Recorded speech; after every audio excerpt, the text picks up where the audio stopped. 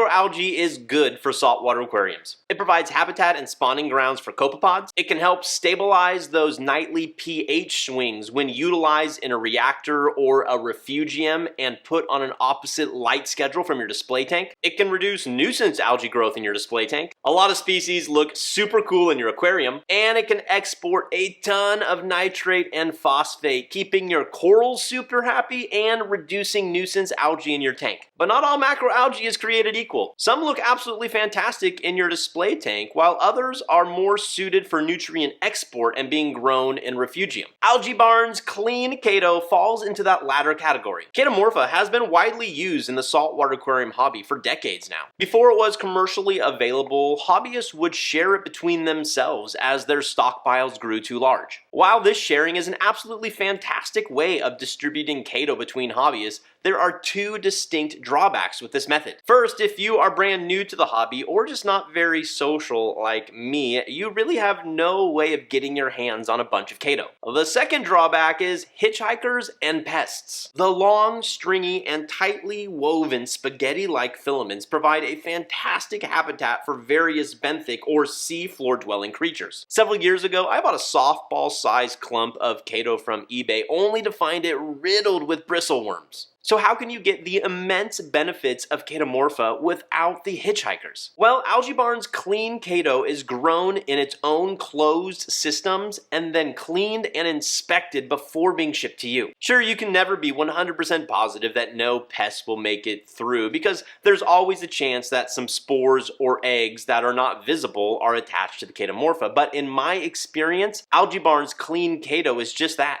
Clean. A side benefit of Clean Chaeto are these awesome bottles it comes in. I have saved all of them over the years and have a giant stockpile out in my garage, and I use them all the time for mixing up coral foods and for transporting corals. If you have a small system, you probably don't need a huge amount of Chaetomorpha, so it's really nice that AlgaeBarn's sells golf ball size all the way up to 8 ounces. I found the Chaetomorpha works best when put in a reactor or a refugium depending on your goals. Just how much you're going to need will depend on your tank nutrient levels. Larger systems with a lot of livestock will likely benefit from higher nutrient export levels, thus more Chaetomorpha. Whenever it's possible, I like to add Chaeto in a refugium, whether that's a hang on the back refugium or a compartment in the sump. Because for me, creating a habitat for copepod reproduction is paramount. But if your primary goal in using Chaetomorpha is nutrient export, then using a reactor is a perfect solution. We have studied the effects and benefits of refugiums and Chaetomorpha a lot over the years here at BRS. But the video that completely changed my approach to building refugiums was the top 15 mistakes video. Check it out and pick up some Clean Chaeto for yourself. And as always, everybody, thank you for watching. Happy reefing, be well.